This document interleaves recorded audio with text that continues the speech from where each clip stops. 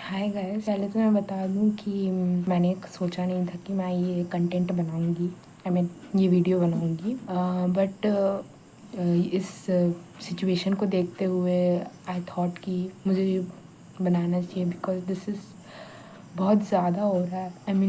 एक लिमिट होती है, वो लिमिट क्रॉस हो गई है and obviously this shouldn't be done.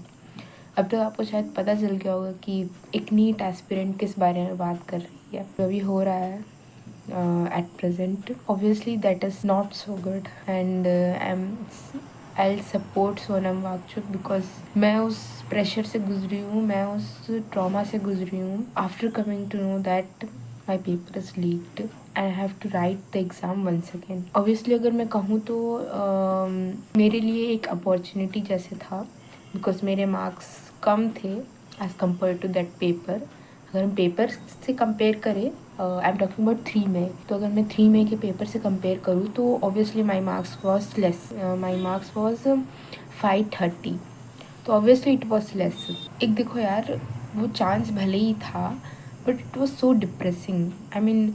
मैं शायद उसमें कुछ पढ़ नहीं पाई, उतना खास कुछ पढ़ नहीं पाई जितना मैंने सोचा था कि हाँ ये मेरे लिए एक दूसरा चांस है, this is something new for me. वो जो मैंने सोचा था वो हुआ नहीं। It doesn't mean that re NEET paper was not leaked, I don't know it was leaked और नॉट लीक्ड, बट यार देखो, जब मैंने पेपर लिखा था ना तो मुझे बहुत स्ट्रॉन्ग फीलिंग आई थी कि ये जो पेपर है ना वो 2025 के नीट वाले पेपर से भी टफ, बहुत टफ है। और एट दैट पॉइंट मुझे लगा कि मेरी रैंकिंग जो है वो 60,000 में आ ही जाएगी, 60,000 70,000 के तो अंदर आ ही जाएगी। आई वॉज सो थैंकफुल कि ओके मेरा एडमिशन हो जाए, क्योंकि मैं कर्नाटका में हूँ तो मैं कर्नाटका का स्टेट कोटा है मेरे पास, तो मैं उसकी अगर बात करूँ तो मैं वहाँ उसके हेल्प से अगर मैं एडमिशन कराऊँ तो मेरे कास्ट में, मतलब क्योंकि मैं बिहार से हूँ तो कर्नाटका में मेरा कोई कास्ट नहीं है,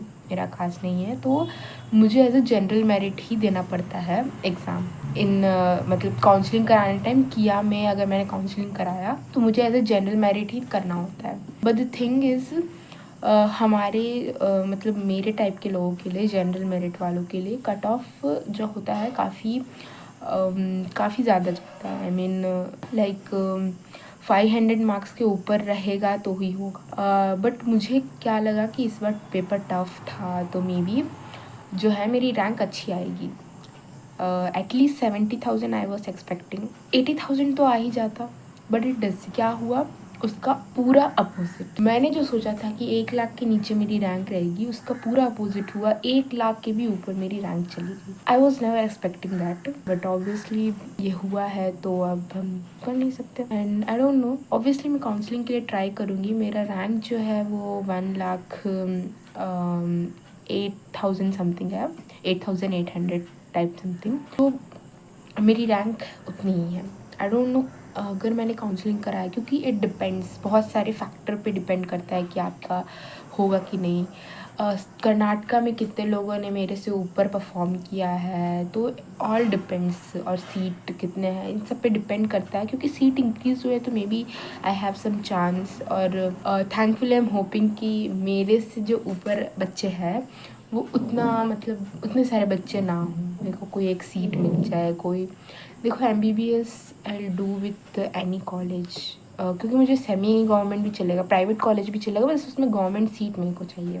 अब ये सिचुएशन है मेरी, मैं काउंसलिंग ऑब्वियसली कराऊंगी, बट मैंने पढ़ने का सोच रखा है तो मैं पढ़ना स्टार्ट कर दी हूँ। स्टिल मैंने अभी ज़्यादा कुछ नहीं पढ़ा है, मैं आपको दिखाती हूँ। लाइक मैंने सोचा है कि न्यू नोटबुक से स्टार्ट करना चाहिए, तो मैंने अभी सिर्फ एक ही चैप्टर किया है फिज़िक्स में, यूनिट्स एंड मेजरमेंट, और मैंने इस पूरे चैप्टर का नोट्स बना लिया है। लाइक ऑब्वियसली मुझे इस चैप्टर की नोट्स की ज़रूरत नहीं थी, बट मैंने इस बार सोचा कि मैं सारे चैप्टर के नोट्स बनाऊंगी, हर एक चैप्टर का नोट्स बनाऊंगी, and that is obviously important. तो अभी तक तो सिर्फ यही फिज़िक्स का ही हुआ है, और मैंने बायो में थोड़ी बहुत पढ़ा है, वो जो ये है ना सेल वाला चैप्टर, वो मैंने पढ़ा है, cell the unit of life. और अगर मैं कहूँ तो मैंने कुछ भी नहीं किया इसके अलावा। एंड हाँ, क्योंकि मेरे दादा दादी, नाना नानी, कुछ फैमिली मेम्बर्स आए थे नीट एग्ज़ाम के बाद, बिकॉज़ हमारे घर का इनाग्रेशन कराना था, मतलब होम सेरेमनी कराना था।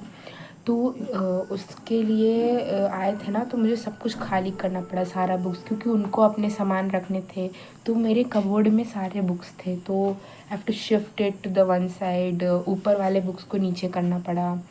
तो ऑब्वियसली वो डिफ़िकल्ट था, और वो सब करना पड़ा। आई नेवर थॉट कि वापस से रीनीट होने वाला है, तो इसलिए मुझे वापस, अब क्योंकि ये सब हुआ है, तो मुझे फिर से सब कुछ सेटल करना पड़ा था।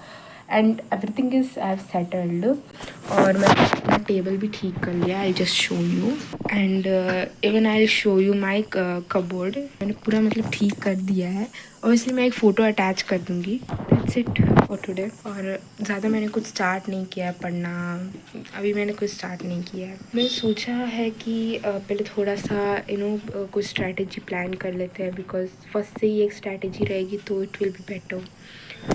और उसके बाद तो आई डोंट नो अभी क्या करना है, क्योंकि जस्ट मैं अभी उस ट्रॉमा से निकली हूँ, नीट वाले ट्रॉमा से। तो यार guys, coming to my last point, कि प्लीज़ सोनम वांगचुक को सपोर्ट करिए। एंड उन्होंने जो भी किया, I am so thankful to him. और अगर उनका ये प्रोटेस्ट के वजह से ये सब कुछ स्टूडेंट्स जो भी हम जैसे नीट एस्पिरेंट्स का साथ दिया, ऑब्वियसली ये नीट का जब पेपर लीक हुआ था तो उसके बाद से ये सब बात हुई है, लेकिन ऑब्वियसली बहुत सारे पेपर लीक हुए होंगे, सिर्फ नीट ही नहीं। तो प्लीज़ सपोर्ट करिए, और आज के लिए इतना ही।